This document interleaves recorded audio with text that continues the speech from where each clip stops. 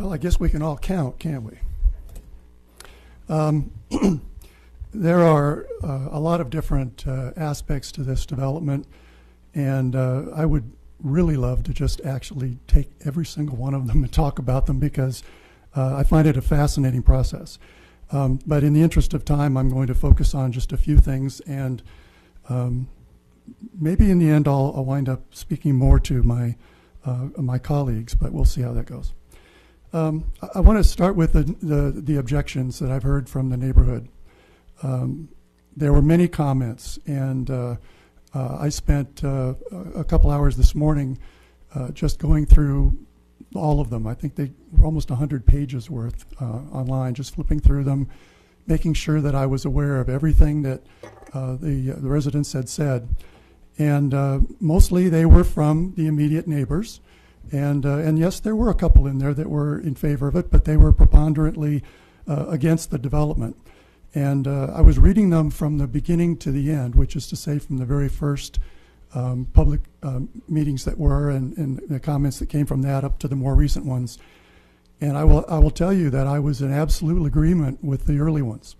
That development, when it first came in, when I first heard about it and first thought about it, I thought, boy, you know, being a city councilor is going to be easy. This thing is dead on arrival. As the comments got towards the end, I saw and read a lot of the same kinds of things. They weren't quite as many, but I can understand that you don't want to write and say the same thing over and over again. But anyway, what I do want to say is that I was especially pleased to see in those comments a number of them referring to the community plan. In fact, I think if we counted up all the people who spoke today and the ones who commented and mentioned the community plan, we may actually have had more people than voted for the community plan. That's something to think about. But at any rate, I'm in agreement. I'm in agreement with you.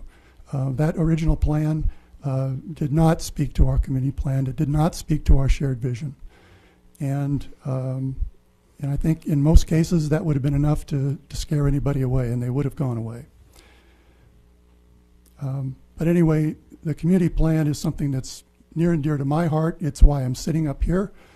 And I can assure you that my deliberations with myself about this particular issue have had more to do with the community plan than anything else. And that will be true of everything that I have to comment on and vote on in this council for about the 4 years that I'm here. So what I do want to comment on is, well, I'll add one other thing from the community plan. I just want to say that it's, as it was pointed out already, it's a visionary document. It is not a land code. So when we talk about compliance with the community plan, it's really a misnomer. And you know, I talked with Karen on Monday just about this issue.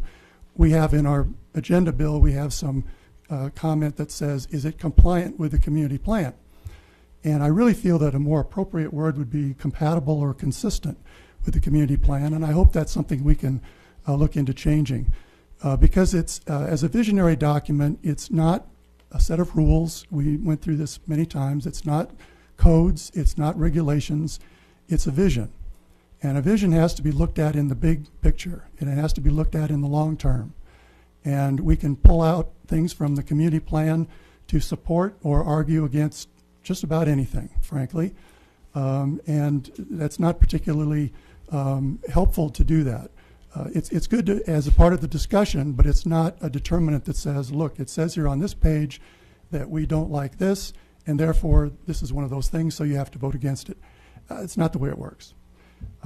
There is a comment in the community plan that's in the land use section that says we want our built environment to encourage uniqueness in architectural design so that typical franchise architecture is not found here. Buildings are designed on a human scale.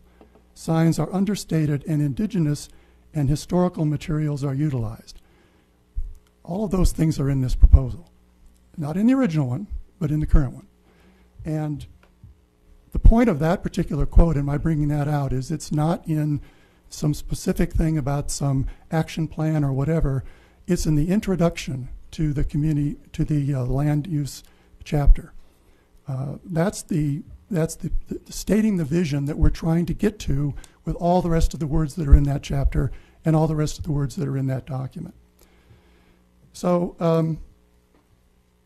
I guess the other specific thing I want to talk about is the traffic. The traffic is next to compatibility and consistency with the community plan is probably the biggest issue with this particular project. And that was one of the reasons I thought it would be dead on arrival. But I have seen, and I've gone over this with Andy and with others, I've seen a tremendous amount of care being taken to address these issues.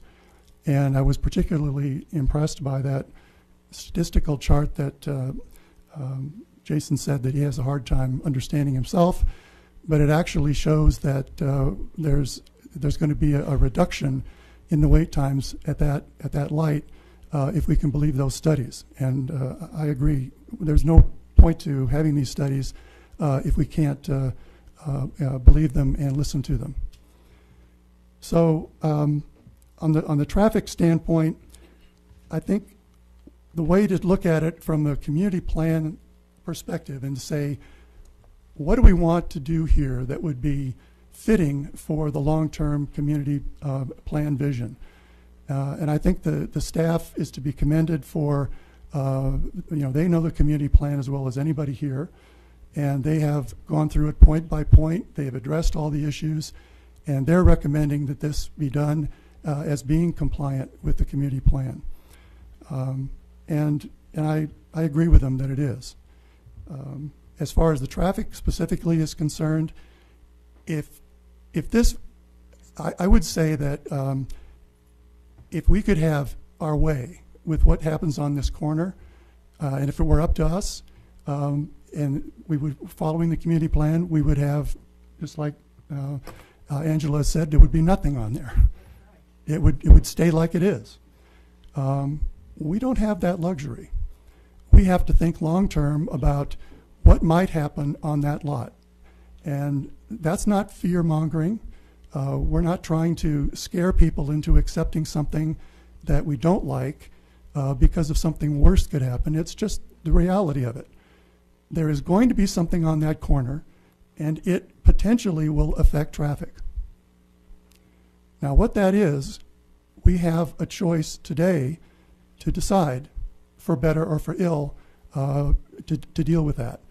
And all I can say is, if you gave me the responsibility of deciding what would go on that corner, and you were to say, it has to be something, what would you do?